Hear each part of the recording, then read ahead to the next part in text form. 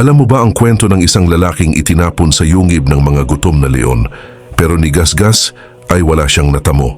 Ito ang kwento ni Daniel, isang kwento ng katapatan, inggit at ang kamanghamanghang pagliligtas ng Diyos.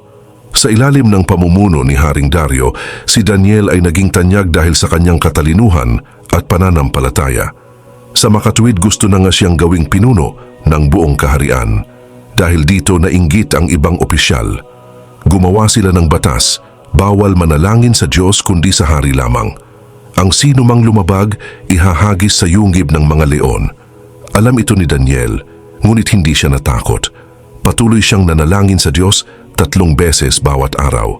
Nang makita ito ng mga kalaban niya, ipinaalala nila sa hari ang kanyang kautusan. Bagaman mahal ng hari si Daniel, hindi siya makalabag sa sarili niyang batas, kaya't ipinasubo niya si Daniel sa kulungan ng mga leon. Kinagabihan, hindi makatulog si Haring Dario. Kinaumagahan, nagmamadali siyang pumunta sa kulungan ng mga leon at tinawag si Daniel. Sa kanyang galak at pagtataka, sumagot si Daniel, "Mabuhay ang hari magpakailanman. Ang aking Diyos ay nagsugo ng kanyang anghel at isinara ang bibig ng mga leon. Hindi nila ako sinaktan sapagkat ako ay nasumpungang walang sala sa kanyang paningin.